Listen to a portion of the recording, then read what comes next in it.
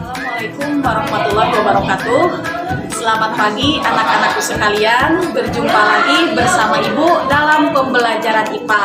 Mudah-mudahan kita dalam keadaan sehat walafiat. Anak-anakku sekalian, materi yang akan Ibu sampaikan hari ini yaitu tentang jaringan hewan dan tumbuhan. Sebelum ke jaringan hewan dan tumbuhan, di sini Ibu akan menjelaskan fungsi dari jaringan. Jaringan itu sekumpulan sel yang mempunyai bentuk dan fungsi yang sama. Di sini terdapat yang pertama jaringan pada hewan. Jaringan pada hewan di sini terdapat 4 bagian. Yang pertama ada jaringan epitel, yang kedua jaringan otot, yang ketiga jaringan saraf, yang keempat jaringan penunjang. Yang pertama yang akan Ibu bahas jaringan pada hewan yaitu jaringan epitel. Di sini fungsi dari jaringan epitel pelindung jaringan, gerbang lalu lintas jak, penerima rangsangan sebagai kelenjar. Di sini ada bagian-bagian jaringan epitel. Ada epitel pipi berlapis tunggal, ada epitel kubus, epitel silindris, epitel pipi, epitel kubus berlapis banyak, epitel silindris berlapis banyak, epitel silindris berlapis semu, dan epitel transisi. Kemudian yang kedua di sini ada jaringan otot. Jaringan otot di sini disusun oleh sel-sel otot yang terdapat pada miofibrin di sini. Dia berfungsi berkontraksi atau berelaksasi. Di sini otot polos dibagi menjadi 3. Yang pertama ada otot polos, ada otot rangka, ada otot jantung. Kemudian di sini otot polos ini dibentuk oleh sel-sel polos yang berbentuk lancip atau nampak. Kemudian ada otot rangka. Di sini ada otot rangka, ini biasanya melekat pada rangka. Di sini fungsinya dia dapat berkontraksi atau berelaksasi di sini. Kemudian di dalam otot rangka ini dia terdapat membran plasma dan sitoplasma. Kemudian ada otot lurik. Di sini otot lurik ini pangkal cabang inti sel terdapat sarkolema tebal yang disebut dengan keping interkalar. Di sini fungsinya di sini dia sebagai penguat jantung dan membantu menghantarkan rangsangan. Kemudian ada otot jantung di sini. Otot jantung di sini dia memiliki fungsi, dia mampu bereaksi terhadap rangsangan di sini. Kemudian pada otot jantung ini dia memiliki badan sel saraf, ada akson, kemudian dendrit. Kemudian di sini akson itu sendiri berfungsi sebagai menghantarkan rangsangan dari badan sel ke sel saraf. Kemudian di sini pun terdapat dendrit. Dendrit di sini berfungsi menghantarkan rangsangan ke badan sel. Kemudian berdasarkan fungsinya di sini sel di sini ada 3 macam. Ada saraf sensori yang fungsinya menghantarkan inful ke pusat saraf. Yang kedua ada saraf motorik, fungsinya menghantarkan inful ke pusat saraf ke organ motorik. Kemudian ada saraf penghubung, yaitu menghubungkan neuro yang satu dengan yang lainnya. Yang terakhir di sini jaringan pada hewan ada jaringan saraf. Jaringan saraf ini dia berfungsi sebagai penunjang karena tersusun dari sel-sel yang longgar.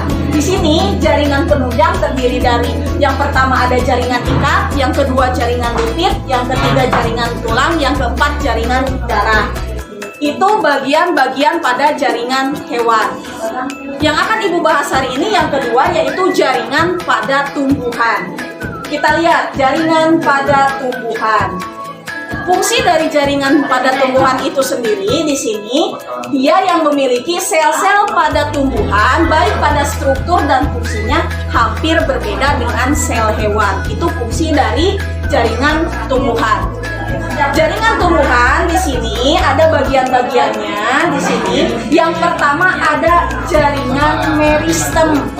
Apa itu jaringan meristem? Di sini jaringan meristem itu selnya yang masih aktif membelah. Kalau misalnya pada tumbuhan kita ambil contoh, dia pada pucuk daun, pada batang, pada akar. Contoh ibu ambil pada batang, seperti kita menanam pada pohon singkong, kita menanam pada bagian batang, seperti itu. Nah itu maka dikatakan dengan jaringan meristem. Kemudian di sini jaringan meristem di sini dibagi menjadi dua, ada meristem primer, ada meristem sekunder. Di sini meristem primer bagiannya di sini pada ujung akar. Kemudian kalau meristem sekunder di sini pada bagian dalam, yaitu pada kambium. Yang kedua ada jaringan dewasa di sini. Nah, jaringan dewasa ini dikelompokkan menjadi 4 bagian. Ada jaringan parenkim, ada jaringan pelindung, ada jaringan penguat, dan yang keempat jaringan pengangkut. Di sini ada jaringan parenkim, kita lihat di sini dibentuk oleh sel-sel parenkim. Biasanya ini terdapat pada mesofil. Di sini, apa itu mesofil? Di sini mesofil itu banyak mengandung kloroplas. Biasanya terjadi pada proses fotosintesis. Kemudian ada jaringan pelindung atau epidermis. Di sini jaringan epidermis atau jaringan pelindung melindungi bagian dalam pada tumbuhan di sini. Kemudian ada jaringan penguat di sini. Kita lihat fungsi dari jaringan penguat. Di sini fungsinya sebagai penguat dan penyokong pada bagian tumbuhan. Jaringan penguat di sini dibagi menjadi 2 bagian. Yang pertama ada jaringan kolenkim, yang kedua ada jaringan skelenkim. Bisa kalian lihat di sini, jaringan kolenkim itu terdapat di bagian bawah epidermis. Sedangkan jaringan sklerenkim di sini dia mengandung lignin yang bersifat keras dan kaku. Biasanya bentuk selnya terdapat 2 macam. Kita lihat ada serabut sklerenkim dan ada serabut sklereid di sini. Dan yang terakhir di sini ada jaringan pengangkut. Pasti fungsinya dia mengangkut hasil makanan dari akar menuju batang menuju ke daun. Di sini di dalam jaringan pengangkut di sini ada 2 bagian, ada silem dan ada floem. Kita lihat di sini silem. Bagian silem di sini mengangkut air dan mineral dari akar ke bagian tubuh yang lain. Sedangkan floem di sini mengangkut hasil fotosintesis dari daun ke seluruh bagian tumbuh-tumbuhan. Itu yang termasuk ke dalam jaringan pengangkut. Mungkin untuk pembahasan kali ini itu yang Ibu sampaikan. Dicukupkan sekian. Wabillahi taufiq wal hidayah. Wassalamualaikum warahmatullahi wabarakatuh.